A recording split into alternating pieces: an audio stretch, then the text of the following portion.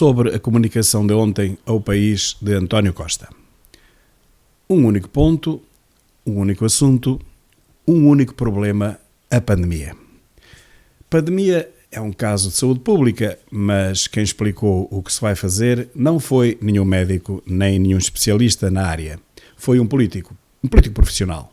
Realmente, as conferências de imprensa diárias que há meses ninguém vê, também são conduzidas por médicos e só tratam de estatística, em vez de tratarem de saúde. Os especialistas, os virologistas e os de medicina molecular falam apenas de números e de estatística.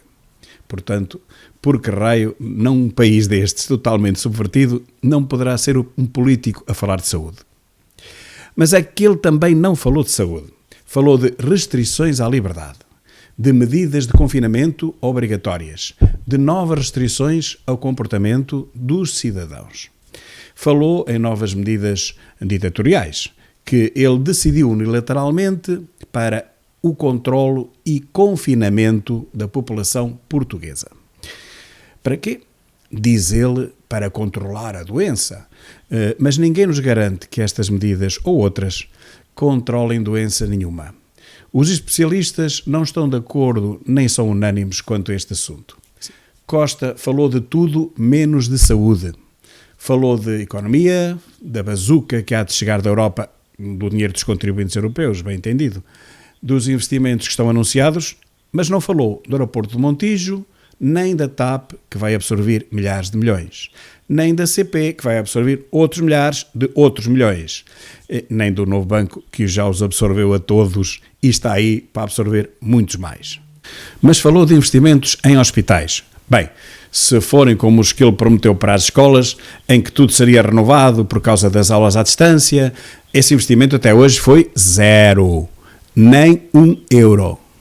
E a haver mais 20 mil professores, há menos 4 mil segundo os sindicatos. E a haver mais não sei quantos mil auxiliares, só na minha escola perdemos 3.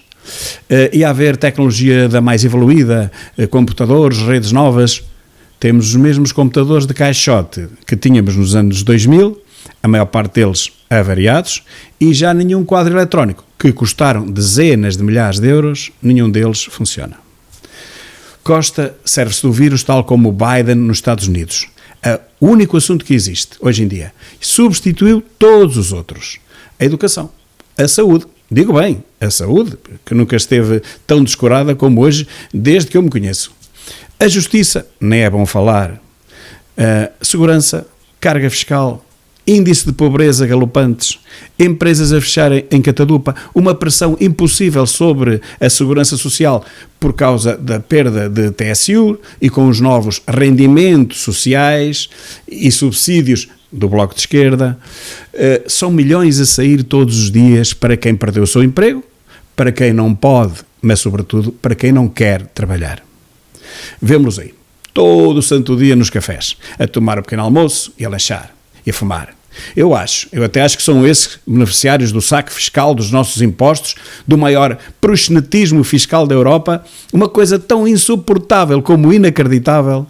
Acho que são esses que ainda mantêm alguns cafés e pastelarias, porque a clientela que não recebe esses subsídios, essa é cada vez menor. E porquê?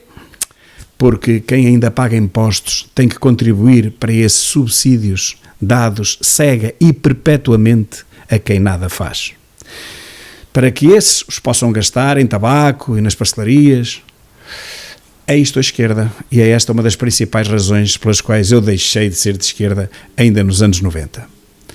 Mas voltando a Costa, Biden e a estratégia descarada de entrada do vírus na política. Para mim é claro que a alimentação do terror mediático, a manutenção e alimentação deste pânico mundial serve na perfeição os interesses de quem quer estabelecer uma nova ordem ou contrato, como agora se chama, um novo contrato social. E que novo contrato é esse?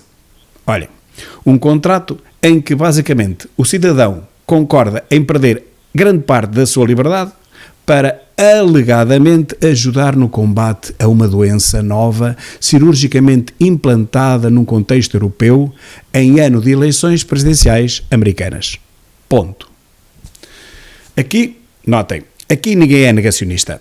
O vírus existe. A Terra é redonda. Existem alterações climáticas, pois essa é a principal característica do clima que conhecemos há 4 mil milhões de anos, sobretudo ao longo dos últimos 100 mil, desde a última era glacial. Agora, não fiquemos por aqui, cavemos um pouco mais. Quando não se sabem os motivos pelos quais os grandes acontecimentos têm lugar, ensina-nos Sir Arthur Conan Doyle, através da sua personagem mítica Sherlock Holmes, que se deve procurar o rastro dos acontecimentos numa linha de temporal revertida. Ou seja, deve andar-se no tempo para trás até ao princípio da história e começar sempre por fazer a pergunta sacramental: a quem beneficia este acontecimento? Era sempre isto que ele perguntava.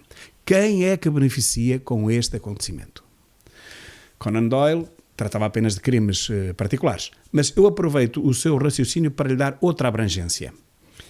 Aparece uma disrupção na sociedade ocidental democrática que ainda promove eleições regulares e onde as pessoas, mal ou bem, ainda têm possibilidade de falar, de reclamar, de expor as suas ideias e opiniões e, sobretudo, de votar e eleger aqueles que considera os mais capazes. Essa é a nossa civilização. Pergunto novamente, a quem beneficia esta disrupção? Se pensarmos como Sherlock Holmes e olharmos para os Estados Unidos e para as eleições americanas, rapidamente acharemos o vilão que Sherlock Holmes, utilizando este simples raciocínio, em todos os casos acabava por descobrir.